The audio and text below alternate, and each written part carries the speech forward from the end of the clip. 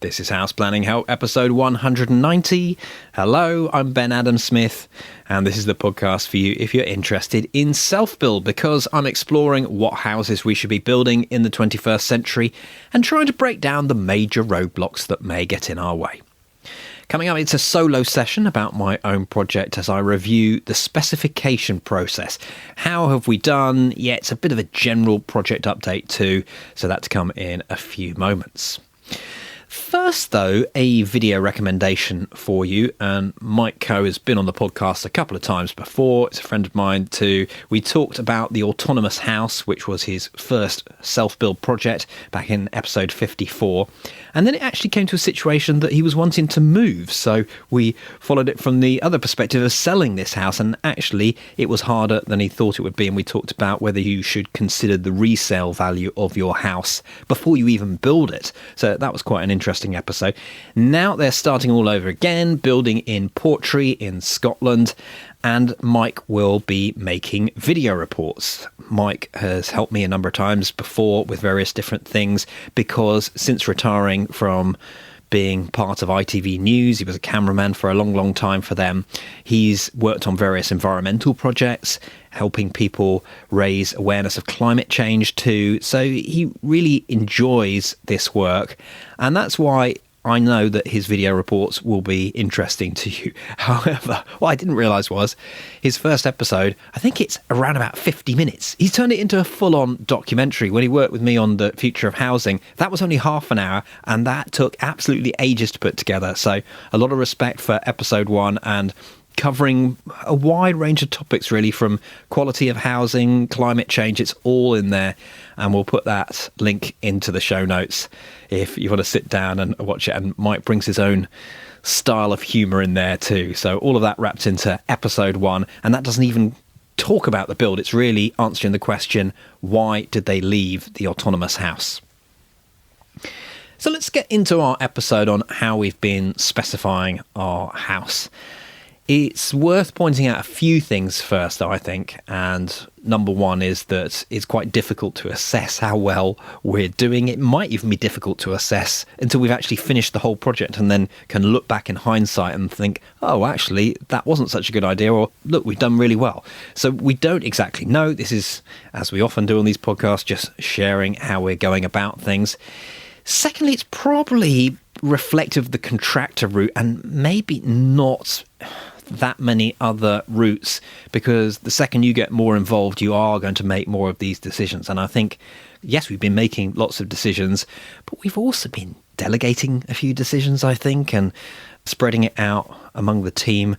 One of my key things that I might have mentioned a few times is trying to hire the best people we possibly can, and then hopefully we're in safe hands. Obviously we brief them, we listen to what they have to say, and then that seems to be working. As I say, you don't know 100%, but it seems to have got us to a stage where we have the tender documents in front of us. We're just checking through them at the moment. I think there are a few more additions, but that's progress. So it hasn't been as painful as I know people go on about the hinges and specifying all these sorts of things.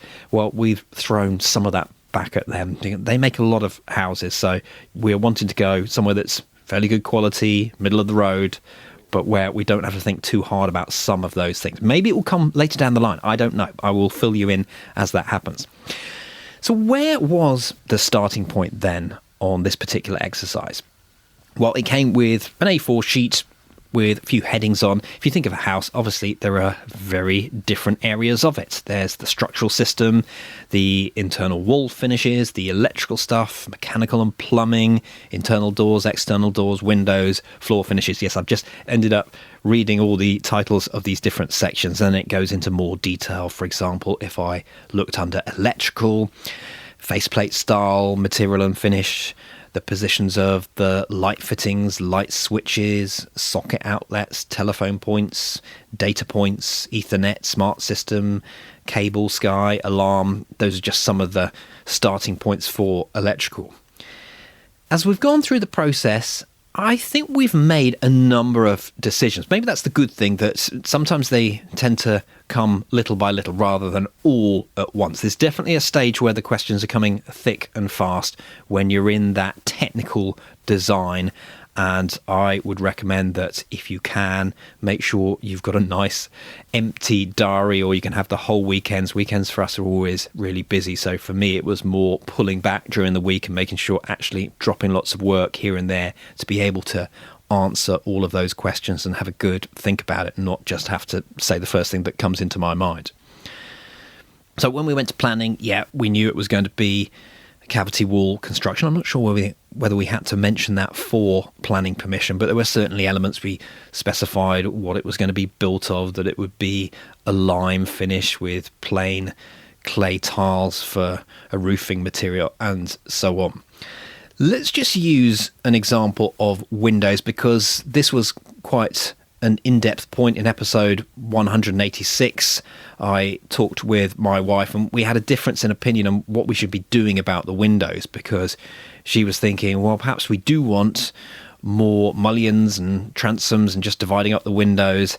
And I was saying that's the last thing I want. I really would rather we're able to see out of our windows, because the frame and the mullions and transoms often take up a lot more than we realise until you actually start adding it up and looking at what the proportion is compared to the glass. So we worked through that, and in some ways it may have even been talking cross purposes. So I'm very pleased to say that we will be going for the windows as they're specified. I think the cross purposes side of it, and I agree with this, I probably should have mentioned it in that podcast, is that when a window gets too big, naturally you're going to want to divide it up, because how are you going to open it? If it's 5 meters long, you're going to struggle to open that easily. So I understand that, yet on our designs, all the windows are, they're maximum maybe a metre wide. Not all of them, actually. They're all different. This is the other thing. You have to look at all the individual windows. But I think as the plans are drawn, that's definitely what we have decided to go with. So after that, being a passive house, you've got to think about performance. We weren't getting hugely involved in that. I know that when you start speaking to window manufacturers, they're really on it, but to be honest, that bit goes over my head, I think my wife's head as well, a little bit. We just know we've got to ask, is this something that could get us to passive house, and then pass that on to our architects. So we were going, I would think maybe mostly with looks. I hate to admit it, not eco credentials. Functionality a little bit. Price, well, not really. We haven't been looking into price that much. This is where maybe we're starting to get a little bit concerned about going out to tender and thinking, well, we've budgeted from the beginning that high specification point of £2,000 a square metre. So that's pretty good rate. But we haven't worked out spreadsheets of exactly this item and added up. That's part of what this process is. We're gathering it all together, and we're well aware that we could be doing some value engineering at the end of this. Well, hopefully not. Hopefully it's all going to come inside the budget. That would make life a lot easier. So just an example of our investigations. You can obviously pick up the phone. You can trawl websites. Really, in-person chats are good. And this is an example of one with a company. It's going to be a sales pitch, but also you're going to learn a lot. So here's Justin Heyer from Ecovia talking about their timber triple glaze windows.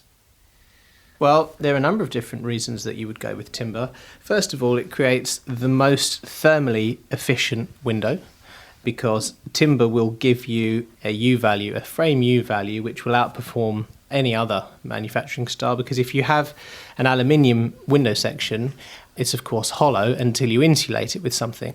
So if you want to insulate that, you can get thermally broken aluminium sections. You're going to find it's insulated with a phenolic foam, a PIR foam. So those are artificial insulation materials that a lot of people are not keen on using.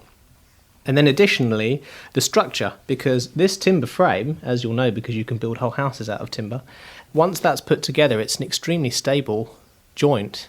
It's an extremely stable construction that won't move, that won't flex, as long as it's well cared for and well installed. So you get a very stable construction, and you get a very thermally efficient construction as well. Not to mention the ecological credentials and the aesthetics of the window. With our system, you can have any colour. We do a range of timbers, so our starting timbers are spruce and pine, which are softwoods, and then we can also manufacture in Meranti and larch, And then we can also make in oak and mahogany. And then What's even the from benefit there. to any of those woods over the Well, others? there are thermal differences between softwoods and hardwoods. So this window, for example, this is a window you can see. It's a timber window. They're all timber windows, but some of them have got this aluminium skin on the exterior face. If you're using timber aluminium, this aluminium section, because it protects the timber, allows you to use a different set of finishes on the inside.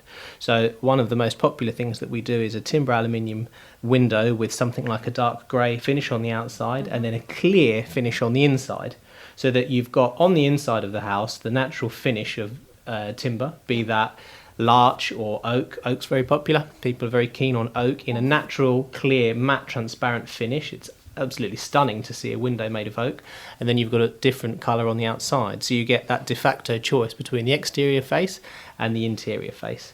We can make two coloured windows in timber, but typically they are the same colour on the inside and the outside. Oh, right. It's the logistics of spraying them, because these are all sprayed by hand.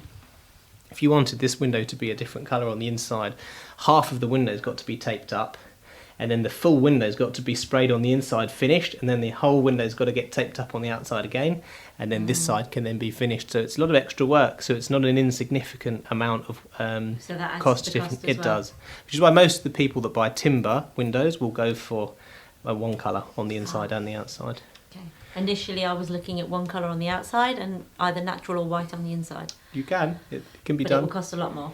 It will make a difference, yes. They definitely produce some lovely products, a lot of craftsmanship that you can see going into their windows. We asked all sorts of questions, differences of types of wood, maintenance, durability, how all this impacted on cost as well. And going directly to suppliers, it's an obvious route, isn't it? You're going to find out all sorts of interesting things about what they sell. It's also nice, where possible, to see products in situ. Colin Heel built his zero carbon house not far from us and very kindly let us check out the green building store windows that he'd used. And this clip has an added flavour of real life. You'll see what I mean. This is just standard door security. We've got suited locks, so there's one key operates all the doors, the front door and the entrance door. I was just saying to your wife, I would regret that we should have had never thought about it, but a thumb turn on the inside, because you don't need a key. Oh, sorry, a what? A thumb turn. So you don't need a key. For example, when I came to the front door, there wasn't a key there. And you my couldn't wife open had locked the door. it when she went out, and I had to go and find a key to let you in. So that's a downside to it. But I'll just have a quick... I mean, how did you assess, is this the right window for me? well, that's the job of the architect. So you let them do a lot of the specification. The finish is very good. With these are the factory finished softwood doors and frames, doors and window frames, and very impressed with it. Most people don't realise they're actually timber because the finish is so good.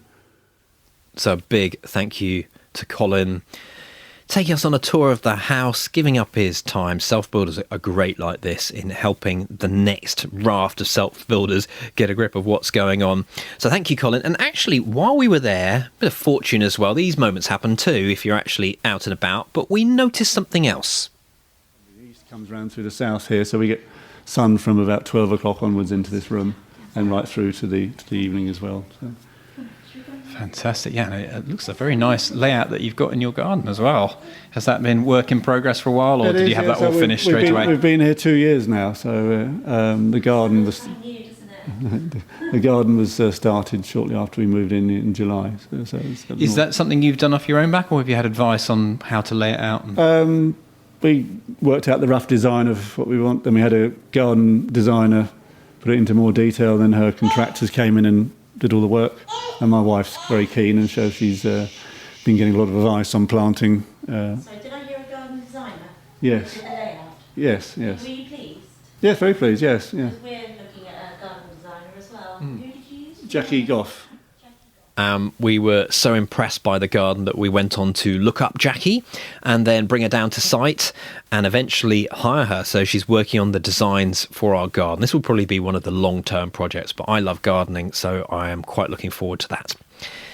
Getting back to the house, though, the interior was a worry. There's no denying it. I thought it was going to go one of two ways, either the beige or neutral house, which just would be okay.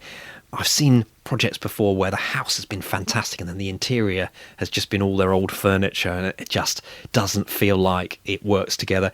The other route that might happen is that we'd get the courage to follow designs from magazines and make it look right, and then it just wouldn't quite be as jazzy as it looked in the magazine. So that's why I was keen to hire an interior designer if we could find the right person for the job. We've talked about this before. We did go ahead and hire Gabriel Blackman, who you may have seen in DIY SOS. She's on there from time to time. And we always love her interiors. It's funny, they have all sorts of designers, and sometimes we look at the other ones and think, not as good as Gabby, not as good as her. So there were lots of reasons for hiring Gabby. Obviously, there was that link that we liked, all the things that she did. She's just so enthusiastic, and confidence is really, really important, that as you go through a project, we make our own suggestions and she sort of helps us build them up or suggest something that's just slightly different, but we triggered the idea initially. And the other thing is that Gabby is a busy girl and she knows, well, you've got a deadline, and she knows how to meet that deadline. So that was quite exciting too. All of those things seem to come together. So the process that we went through to begin with, it was just quite generic on Pinterest, sharing images of interiors, and we'd comment on those images and they'd be chopped and changed. And I think really she's tuning in a little bit on what we're after. We don't want a traditional interior because it's not exactly traditional on the outside. It's more a contemporary update of traditional form and material. So that was a brief that we would like to follow into the interior too. So just to give you an example of this confidence that rubbed off on us, we mentioned parquet flooring to her, but she went a stage further. I think I've just pinned a picture of an apartment I did recently in London where we did jumbo herringbone. Ooh. And it looked so good. Did it? Really nice. So it's sort of, bigger than normal, and it just looked, it's almost like, it sounds like the kind of look you guys want. You don't want the traditional parquet. It's just a softer, bigger feel, less busy. Yeah, I like anyway, that. we can muck around with loads of samples, but I think something like it's just really to show you a sort of more contemporary. The floor. Does it have to be one floor, or will it split? What do you think on that for our living space? I think for the living space, it should definitely be one floor. I think so too. Right, good. Yeah, I think so. And I think that will make it really seamless and nice to pad around. I think it'll feel nice and it'll look good. Yeah, I agree. So, kitchen-wise, the most drop-dead gorgeous kitchens you've ever seen. That's quite nice. Hang on, where are we? That's in a grey. Oh, yeah, got you. That's quite gorgeous, nice. Isn't it? Yeah, nice sort of soft grey, but maybe with a tad more colour. I think we would like to see colour. I'd like pastels for the bedrooms. We can do pastels ourselves. It's colour that scares us. A bit of colour in. No, we can't even do pastels Yeah. ourselves. Okay, maybe we can't. And then I like that blue kitchen that we both commented on as well. It's quite nice, isn't it? The warmth of the floor with Yeah. either a blue or a soft grey unit, and then the fresh white. Yeah, it's lovely and airy. I think that's what we liked about that one. Yeah, and that would be very much the kind of feel. I think that's how I'm seeing it, because that space is going to be so light-filled like this. Yeah, and again, you can see their fridges, well, it's sort of housed in something, but the steel of the fridge is quite nice to see, to break it up a bit. Yeah. Isn't it? Yeah, with the cupboards round it. Mm. Yeah. Yeah, But I reckon that could work. it's not going to be a dull space. It's going to be a really lovely space. Yeah. This is such a helpful brief, and I think I'll come back to you with some loveliness on the kitchen. Excellent. And there might be an opportunity for adding some soft colour on the pantry wall. It might be that if you go for a soft grey or a blue or green or something on the units, and then you can do something kind of sweet in the pantry that just, I don't know, because why not? You've got to paint it anyway. So it could be that'd be nice. a colour in there on the walls.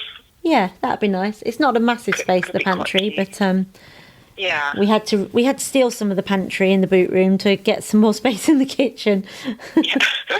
It's definitely smaller than we thought. And this was actually a point that caused us to question our kitchen size. I know I've looked at those plans before and thought, is it too small? Should we be allowing more space for the kitchen, knowing that I spend a lot of my day in the kitchen preparing food, and this is the main living space, this is the room that will be used the most, and thinking, no, that's all right, I think that's going to work, and then looking at it again in proportion to the rest of the house. Well, something happened that when we started looking at kitchens, a lot of the kitchen companies provide this service. They'll design a kitchen for free. You know where it's leading. You start for free and then you get hooked in and sucked down that particular route. Well, this happened, and they show you some 3D images. For us, though, it was just looking at those 3D images, bringing it to life and thinking about the size of the kitchen again. So this definitely, alarm bells were warning us we need to do something about this now. We hadn't gone into technical design, so it was time to think about this again. I think space is so tricky, isn't it? Because unless you've worked in this game for years and years, coming into a project, you know what, 2 meters, 3 meters, I know roughly what it is.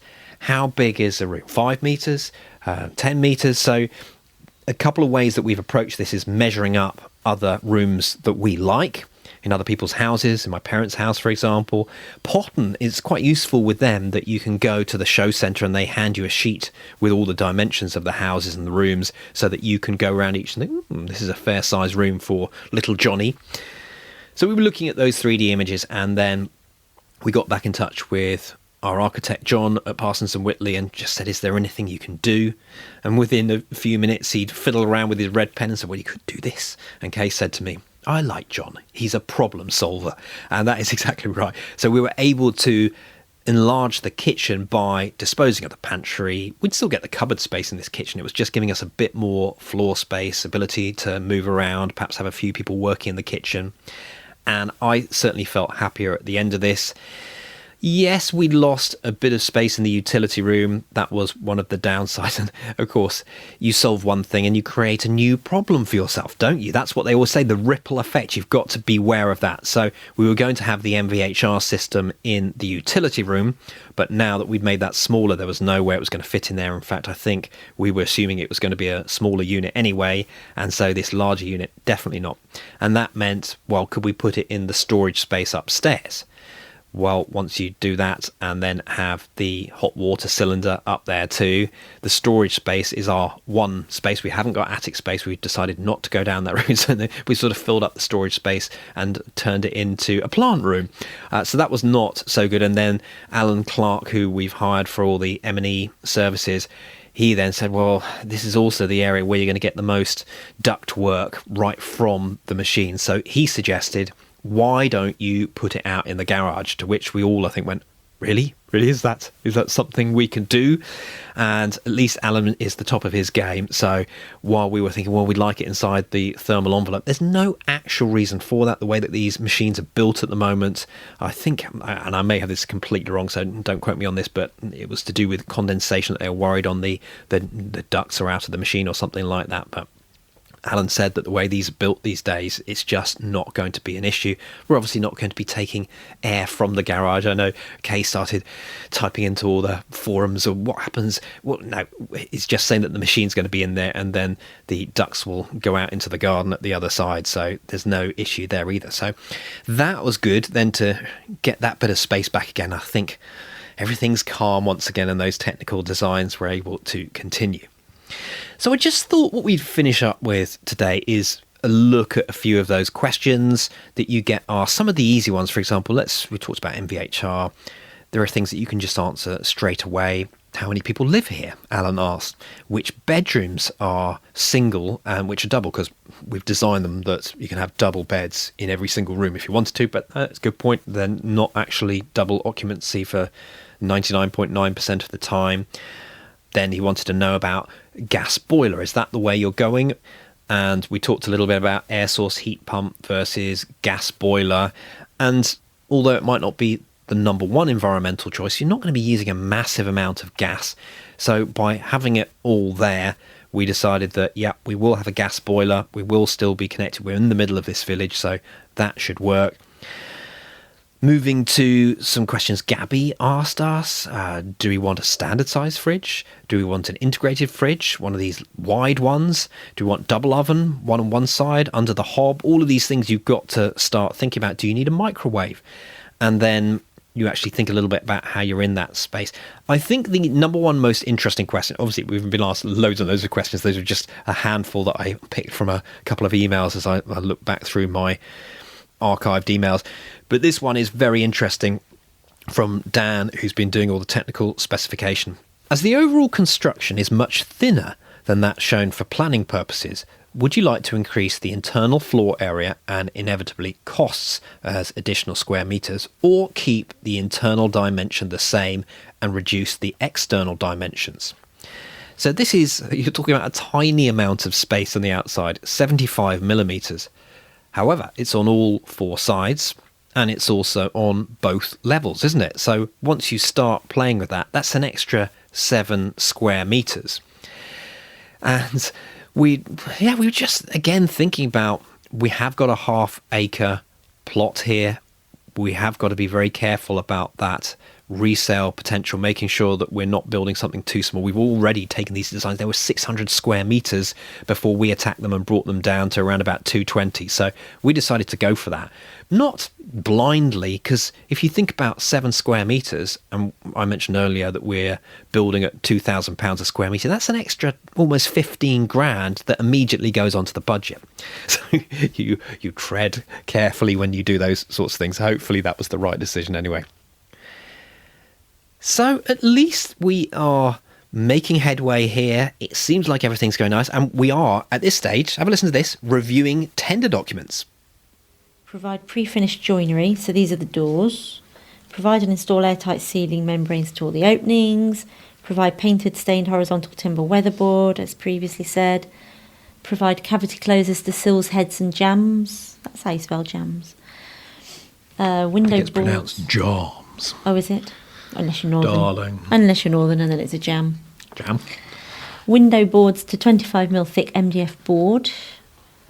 Eaves, rainwater goods. Ensure wall and roof insulators are running to underside of roofing. Notional air tightness boundary as shown in red and dashed. Roof to be tiled using clay plain tiles as specified, fixed in accordance with building something or other BS 5534. On softwood battens nailed to each rafter, galvanised smooth round nails provide matching proprietary vent tiles. The principal roof structure to comprise trussed rafters, designed and fabricated in accordance with BS 52688, Part 3, by a firm currently registered as a member of the Trader Trussed Rafter. And it goes on and on. I think we had maybe 10 sheets of A3. We'd blown it up and still the notes were tiny. Some were the technical designs and different cross sections through the house. Then you had window schedules, door schedules, ironmongery, this, that. And then those technical details, which, yes, we can read them. It feels a little bit like legal jargon sometimes. You can try your best to read them, but are you understanding it? I'm not sure. And then you imagine these people pricing up the projects. They've got to not only absorb all this information, then cost it, build in their profit, and work out, well, what's the best number we're going to put in here, because we may not even get this job. So there's definitely a podcast in that, finding out how they do that. Wow, what a job. I thought pricing up a video was difficult. So that's pretty much as far as we go for today. I would recommend, when you get to this point in the process, you just need a bit of time. There are parts, aren't there, of building a house where you just need the time, and then you maybe get a bit of breathing space, and then again you need to get absorbed back into it. I'm sure we've still got quite a lot to do, but at least this allows us to go out to tender. I think in one of the previous podcasts when we chatted to Chris about this, that there are times when you can just say, if we don't know about this bathroom, for example, allow £3,000, £5,000, whatever it might be. So that is something that can happen. If you'd like to check out the show notes for this episode, you can do it. They're online, houseplanninghelp.com/190. If you've got a comment or you'd like to ask a question or just to tell us, Ben, you're doing it wrong, you can do that. Just scroll down to the bottom, houseplanninghelp.com/190. Let's finish on a hub update, and I can't believe it's been 2 years since I set up this resource. The idea being, I knew there felt like there was a gap in the market for a bit more support, a bit more signposting through this house building experience. It's tough, we know it will be, but to try and make things easier. So what I've put together is a membership website, and we offer a variety of basically digital tools, I suppose, but we get together as a community too. So we've got our in-depth video case studies, which are using my skills at Regen Media or video production. We get down on certain sites, certain interesting projects, and make multiple videos about what's going on there as they go through the process, trying to enlighten you. So instead of having to get yourself down onto a site, which is a great experience, if you haven't done it, then I would certainly, there's nothing that is better than that, being able to see a house being built. But this allows you to see the same project going through those stages, always focusing on the decisions that are being made on those sites. So we've had Longbarrow, we've had Buckinghamshire Passivhaus, and soon we're going to be gearing up for my self-build.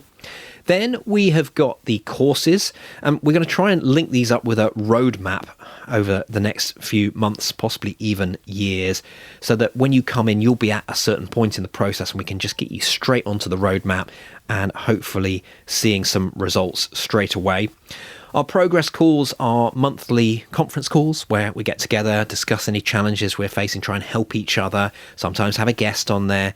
And then the other community element is the forum where we can post up our progress. It's just a place that we can return to. And I'm sure, as I mentioned over time, things will evolve again. So get more details, head online, houseplanninghelp.com/join. Next time, I'm not going to tell you who we're chatting to, but it's an old friend, so I hope you can be there for that one. The House Planning Help podcast is produced by Regen Media, content that matters.